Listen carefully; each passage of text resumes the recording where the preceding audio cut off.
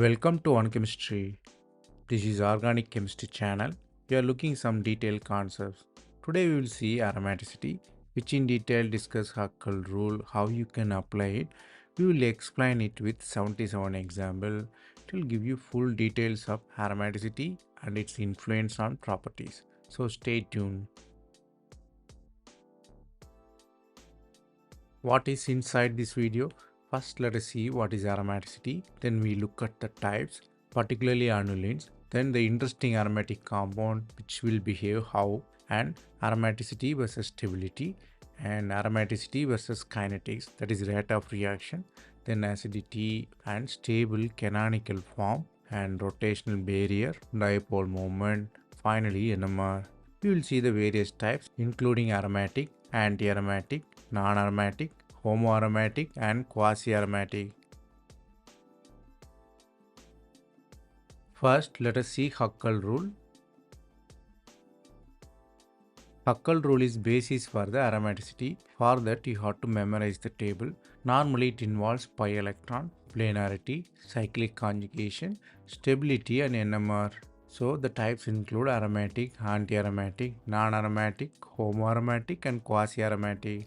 The pi electron 4n plus 2 mean aromatic, 4n mean anti-aromatic. If the system possesses charged mean it is quasi-aromatic. If the system create artificial conjugation mean it's homoaromatic. And stability, of course, aromatic is more stable, anti-aromatic is more unstable. And NMR, if you look at it, aromatic system create the shielding one and anti-aromatic create the de-shielding one. The one important thing you want to learn from this video is memorize this table and it will help you to master the aromaticity. We are going the types. First, let us see aromatic compounds. First, let us look at aromatic compounds.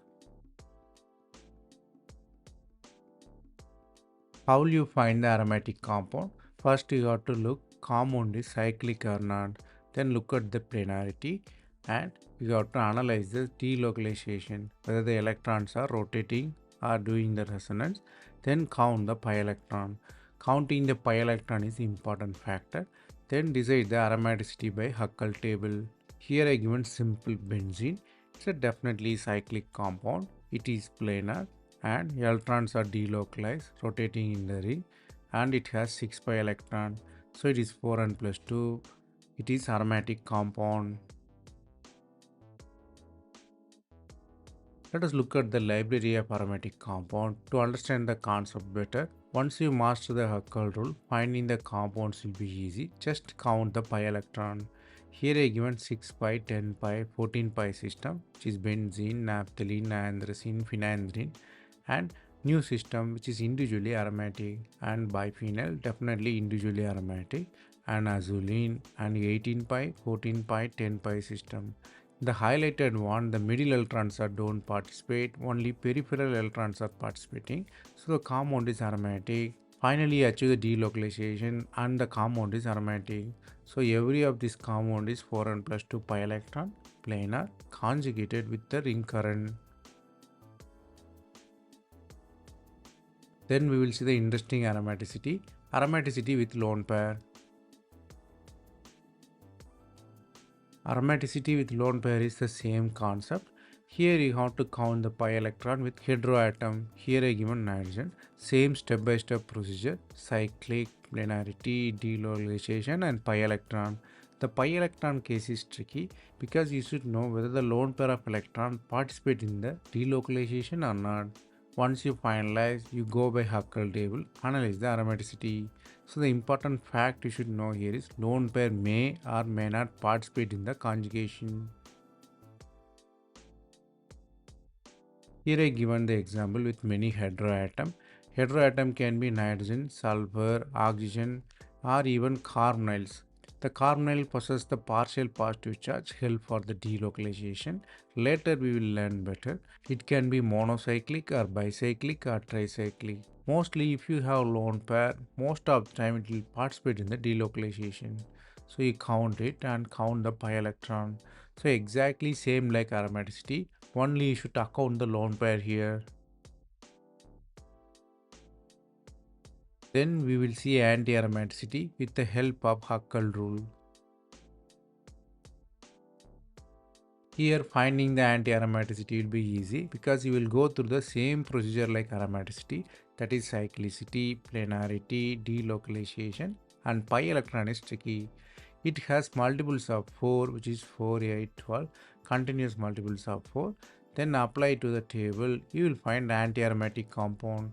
Here I given cyclopentadiene, it is cyclic, planar, 4 pi electron, definitely 4 and pi system. It is anti-aromatic compound. Here I given some anti-aromatic compound.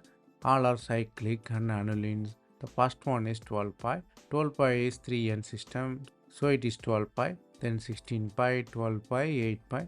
And the one thing you should know here is cyclooctatetraene. By the blind eye, you may come to the conclusion that it is anti-aromatic, but really it's a tough shape. It's a non-planar compound. It's non-aromatic, not anti-aromatic. So the concept you should learn in the anti-aromaticity is count the pi electron, analyze the planarity. Then we will look at the quasi-aromaticity with the help of Huckel rule. Quasi-aromatic system is same aromatic system but with charges. Charges comes mean don't panic. Charges can contribute to the delocalization. Cation don't contribute, anion can contribute. Here I given cyclopropenyl cation. It's only 2 pi electrons because cation don't donate anything. And if you look at the cyclobutene with the anion form, it has 6 pi electron. So the procedure is same. It is cyclic, planar, delocalization, and anion contribute 2 pi electron, cation don't contribute. Then apply the Huckel rule, find the aromaticity. Both of the given compounds are aromatic even with anion. So quasi-aromatic is aromatic compound with the charges. Here I given quasi-aromatic compounds library. All are aromatic. It can be anti-aromatic also. You can count individually, but only thing is you count anion 2 pi electron, cation no pi electron. The boxed ones are important because the first one you see azo compound. It has charged system with anion. The anion is stabilized, 6 pi aromatic, and you have biphenyl kind of system connected through single bond. Both rings are individually aromatic.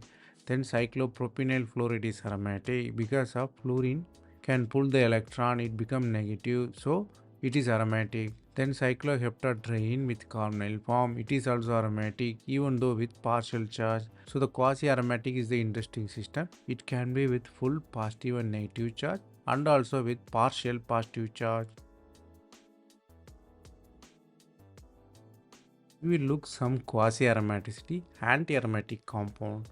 Quasi-aromaticity can be aromatic and anti-aromatic. Here I given anti-aromatic compound. Only thing differ here is foreign electron.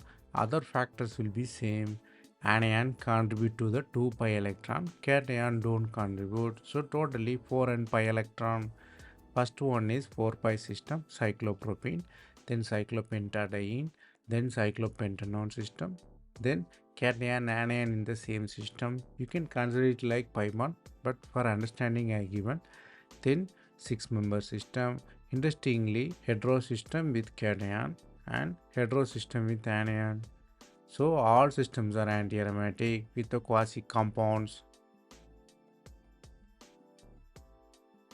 Then let us look at non-aromatic system with the help of Huckel rule.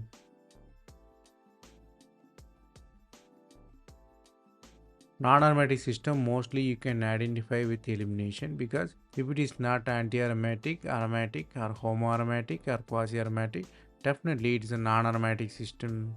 The step-by-step procedure will be it can be not cyclic or not planar or not conjugated, can be with any number of pi electron. Here I given interesting bridged compound which is bicyclic compound. The compound is cyclic conjugated 6 pi electron. Interestingly, it's non-planar, definitely non-aromatic. So similar way you can find non-aromatic compounds. Here I given non-aromatic compound. Those are all best example. First one will be non-cyclic, then non-conjugated, non-planar, and cyclooctatetraene, which is dub shape, definitely non-planar. Then if you look at 10-aniline, it is twisted because of steric hydrogen. Then sp hybridized system in the sp2 system. sp3 is tetrahedral, so it is not planar, so it is not aromatic. Then even though conjugation is there, conjugation not in the cyclic form, so it is also non-aromatic. I encourage you to memorize this because most of the time it will confuse with the aromaticity. Then we are going to see very interesting example, which is Homo aromaticity. It will also obey the Huckel rule, but different kind of aromaticity. Here Homo aromatic means everything is same like aromatic, but the compound is without conjugation. You are creating the conjugation by taking an atom out. The atom out normally be the carbon. Here I given cyclohexadiene anion form. Only problem is it is not conjugated. So what really happened? One carbon go out of the plane and create the conjugation. It will be like cyclopentadienyl anion. So the system is cyclic, conjugated, 6 pi electron. So it is aromatic. The different name given because established aromaticity, not natural aromaticity. I would strongly encourage you to imagine the aromaticity to analyze the Homo aromaticity. Here I given few more examples of Homo aromatic system. Here cyclobutene is there. You are using SBFI, it is super acid. Pull the H plus, so you have cation in the system. The cation can be the possibility of aromaticity. So the carbon go out of the plate, create cyclopropenyl cation. It's an aromatic compound. It is very stable. So the Homo aromaticity is possible. Then I given cyclooctatrienyl cation. Only problem is non-conjugation. The carbon go out of the plane, create the aromaticity because it become like tropylium ion. So finally 6 pi conjugated cyclic. So it is homoaromatic. Homoaromatic is the interesting one. Just you got to imagine the aromaticity in the non-conjugated system. After this all aromaticity types, let us look at some interesting examples. The interesting example you can discuss on and on, but here I mentioned a few. The first one is boron system. Boron has empty p orbital, so it is like cation. You can analyze the aromaticity from that. Another one is 10-aniline. Here planarity is not there, but you can achieve planarity by bridged carbon. Then you have benzene. Benzene is with 6 pi electron. Here one triple bond is there. How will you calculate pi electron, whether 4 or 2? Here in benzene, triple bonds are perpendicular to each other. So you should only count 2 pi electron. So total pi electron will be 6. So it is aromatic system. Then the radical. Radical is not aromatic because hybridization forced the system to non-planar. It is not aromatic or non-aromatic. Then the borazine. It is an inorganic benzene. It is completely of heteroatom, boron and nitrogen with a double bond, so it is aromatic. Then you have aniline with central bibond. Central bibond don't participate in the system, so you count only periphery, not central, so it is also aromatic. Then the partial charge. In quasi-aromatic system, you have partial charge or full charge. Here partial charge, so it is also aromatic. Then you have oxygen. Oxygen in the heterocyclic system is interesting because it's sp3 hybridized, non-planar, out of the system. It's non-aromatic. So these are all interesting, or you can see exceptions in the aromaticity. Better you memorize because sometimes it will confuse with regular aromaticity. Let us look at the aromaticity of higher order compound. It is called anilines. Anilines are higher conjugated cyclic carbon. You can imagine benzene expanded to many carbon. Here I given 4 pi, 6 pi, 8 pi, 10 pi, 12, 14 up to 20.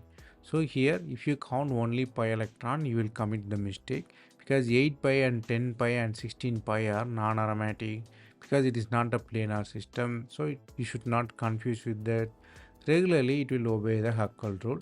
So aromatic systems are 6, 14 and 18. Others are non-aromatic. So you should master the aniline. Sometime you will confuse with planarity. So 8, 10, 16s are non-aromatic. So better you memorize the table. So better analyze the annulin's planarity before getting to the Huckel rule. Then we will move on to the important one, which is aromaticity effect on the chemical and physical properties. It will help you to solve some problems and it will deepen your understanding on aromaticity. At first, let us look at the aromaticity, how it can contribute to the stability of the compound. Here three compounds are given: cyclopentadiene, which is neutral A, cation B, and anion C. You have to arrange these three compounds by its stability order, that is, which compound is stable among the three. The stability order can be identified by the Huckel rule because aromatic systems are stable, anti-aromatic is unstable, non-aromatic has no effect on stability. Here let us analyze the aromaticity of ABC. A compound is non-planar because it is non-conjugated, because it has one sp3 carbon. Then the compound B, it has cation conjugation, it's a quasi-anti-aromatic compound, definitely unstable. If you look at the C, it's anion, double bonds are there, totally 6 pi, it's aromatic system. So C should be more stable, B should be least stable, so middle comes A. So the stability order is C, A, B. Then let us analyze the aromaticity versus kinetics, how the aromaticity influences the kinetics of the compound. Here the question is about order of SN1 reactivity. P is the compound with bromine with one double bond in the cyclopentane, 2 in the Q, R with heteroatom. So basically you have to analyze what difference it can make in the order of the reaction. The answer will be straightforward. Since the reaction goes through SN1 mechanism, the intermediate is cation. So 3 different cation, 3 different stability. First one cation stabilized by conjugation. If you look at Q and R, Q cation is anti-aromatic because it has 4 pi electron. This is Huckel rule based anti-aromatic. If you look at the R, it is aromatic because 6 pi electron, 2 from pi bond, 1 from lone pair. So cation forms quickly. So more SN1 reactivity. Then comes P. Q don't form at all, so kinetics will be slow. So the order of SN1 reaction is R, P, Q. Then let us look at the aromaticity versus acidity, how the aromaticity influences the acidity of the compound. Here 3 different compounds given P, Q, R. You have to arrange these 3 compounds by its acidity order. P is diketone with acidic hydrogen, Q is with diketone, R is with diketone as well as alcohol. The answer lies in the aromaticity. Let us analyze what will be the acid. Acid means lose H plus easy and stable anion release the H plus quickly. So let us analyze the anion stability PQR. P anion is stable because only of inductive effect, not of aromaticity. So it's non-aromatic compound. If you look at the Q, Q is anti-aromatic because it has 4 pi electron, 3 from pi electron, 1 from anion. It's highly unstable, don't release H. If you look at the R, it's interesting. After releasing 2H, it became anion, so dianion, pi electron. So totally 6 pi electron, very stable anion, release H plus quickly. So R should be the strong acid, then come P, finally Q. Because Q is weaker, the anion don't form at all, hence don't release H plus. So weak acid is Q, strong acid is R. Let us analyze aromaticity versus stable canonical structures. Here 2 different compounds are given P and Q. Both are charged system. Among the two you have to find which one will have stable canonical structure. P is with 5-member ring anion, Q is with cation.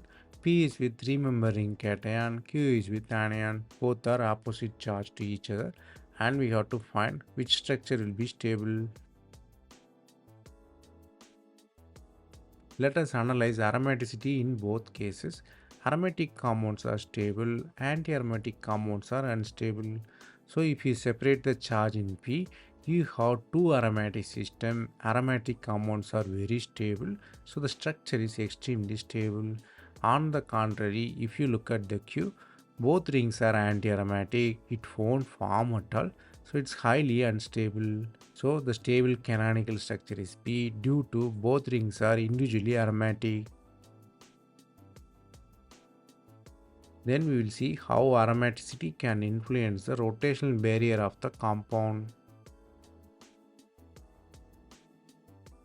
Here the compound is given, but it has low rotational barrier, or you can see why the rings are rotate freely instead of restricted rotation. Here two rings mean one is cyclopentadiene, another is cycloheptadiene, connected through double bond. It's supposed to be restricted, but it is freely rotating. You should find why. Here only rotational barrier is middle double bond. Let us split the charges there. It can be separated as plus and minus. Here plus and minus can be on either ring, but let us analyze the major product. Both rings are individually aromatic because it is planar conjugated 6 pi electron. According to Huckel rule, it is aromatic, very stable. So double bonds stay as double bond, freely rotatable, hence only single bond. So freely rotatable, no rotational barrier. So both rings rotate freely, not like double bond. On the contrary, another one don't form because both rings are anti-aromatic. So the compound has low rotational barrier because both rings are individually aromatic. Prevent the double bond, only single bond dominant. So both rings rotate freely.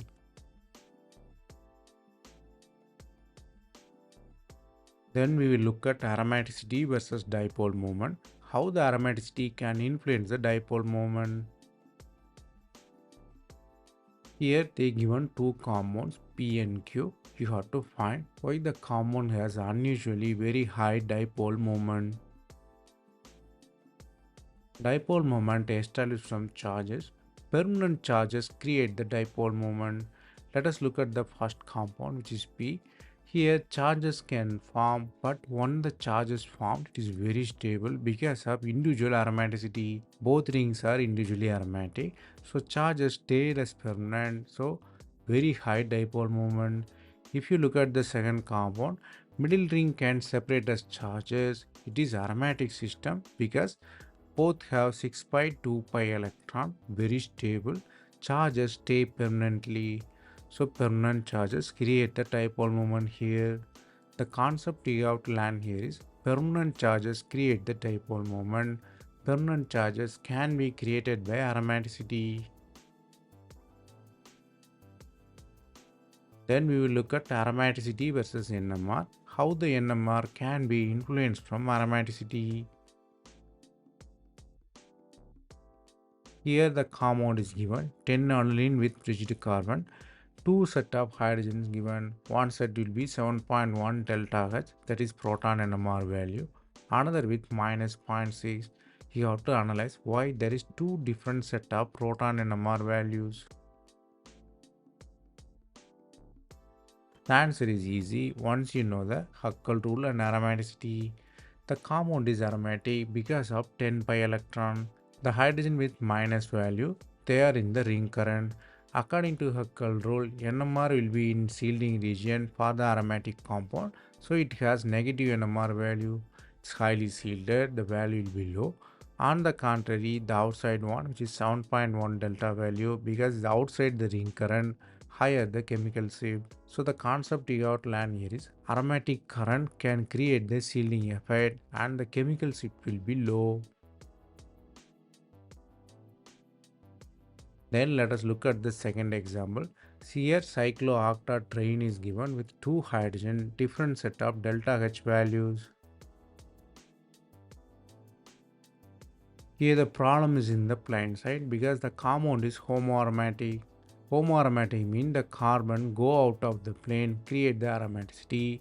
because it is 6 pi, 3 pi bond, 1 cation. So delocalization also possible. So it's aromatic compound. So aromatic compound create this shielding effect in the NMR. So hydrogen inside the ring current will be of low chemical shift. Outside will be of normal chemical shift. The hydrogen with low value is inside the ring current. Higher value will be outside the ring current. So the concept you outline here is aromatic ring current seal the proton, create the low chemical shift. Here we looked at the compound, but we have to see some library for your own problem solving. So I given aromaticity with references. So you should use the references, understand the aromaticity, look at the problems. The first will be aromatic compounds library, 6 pi to 18 pi, different set of aromatic compound, all obey 4n plus 2, planar and conjugation and ring current. Then the second set of the compound, which is quasi-aromatic compound, all are aromatic, obey 4n plus 2. So here also you should work. The important thing you should note down is cation, no electron contribution, anion, 2 electron contribution. So if you work it up, all the compounds are aromatic. Then the third set of compound, which is with heteroatom, same rule, but you should analyze whether the lone pair participate or not. Here I given monocyclic, bicyclic and tricyclic, all obey 4n plus 2. Then I given some exceptional cases with boron, borazine and nitrogen with carbonyl, higher order anilines. All these compounds are aromatic in one way. So you should analyze it with Huckel rule and work on yourself. Then I given anti-aromatic library. Anti-aromatic compounds are exactly like aromatic compounds. Only difference is for an electron. So if you work individually on every compound, you will find all the compounds are anti-aromatic here. Then I given non-aromatic compound. Mostly these compounds are non-planar or non-conjugated or kind of twisted structure. Interesting will be C60, it's a bend compound because carbon has to bend for the ball structure. So it is also not aromatic. So you work all these compounds individually, analyze the non-aromaticity. Then we will come to the summary. You should know what you learned from this video. At first, you should memorize the Huckel rule and Huckel table. Then memorize the exceptions. Then, important fact, empty p orbital is like cation. Anion provide 2 pi electron. Both are extremely important. You can commit the mistake here. Then, lone pair can or cannot participate in the aromaticity. That's all from this video. I hope it was useful.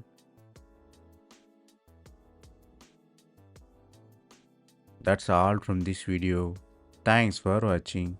If you have any suggestion or feedback, comment below.